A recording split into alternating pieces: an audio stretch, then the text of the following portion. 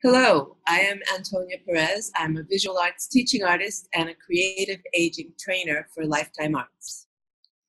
Teaching artist leader and pioneer Eric Booth defines teaching artists as a practicing professional artist with the complementary skills, curiosities, and sensibilities of an educator who can effectively engage a wide range of people in learning experiences in, through, and about the arts. What that means is we are looking for individuals with teaching experience and professional art credentials. When contacting teaching artists, ask for a teaching artist resume. Ideally, a teaching artist resume would indicate a person's experience working with older adults in community-based settings and provide evidence that the person can create a sequential arts program. Many practitioners of this work come from a K-12 arts education background. Generally, this is okay, as creative aging is a relatively new endeavor and is based on best practices in arts education. However, it will be important that these teaching artists understand the nuances to working with older adults and are willing to adapt their skills. Also, the ideal candidate will be able to give you an artist CV with a listing of education, exhibitions, performances, awards, publications, etc. Please be aware, there are some wonderful artists who do not have the educational background to be a teaching artist. On the flip side, there are artists who have never heard the term teaching artist, but actually have the capacity to be great teachers. When seeking out teaching artists, be aware that some operate in the art therapy or health and wellness area.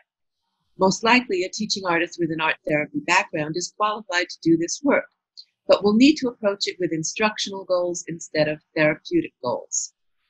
What do we mean by instructional goals versus therapeutic goals? The difference is learning a new art skill versus improving mental or physical health. For instance, learning how to write a poem versus improving cognitive function.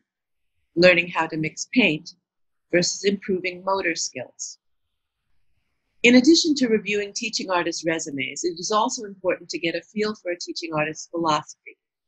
The most successful programs develop from a strong partnership between the senior center or library and the teaching artist.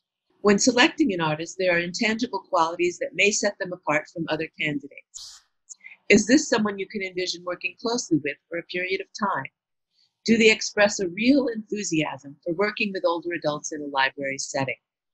Other qualities include willingness to go the extra mile, ability to be responsive to people's needs, advocates for older adults, sense of humor, compassionate, sociable, and patient. Finding a teaching artist. This tends to be one of the most challenging aspects for libraries and senior centers. It's also the single most important element in creative aging programs. Thankfully, there are organizations out there, including Lifetime Arts, who can recommend teaching artists. We recommend that you reach out to local, state, or even national organizations to help pinpoint teaching artists. There are teaching artist directories and rosters both locally and nationally.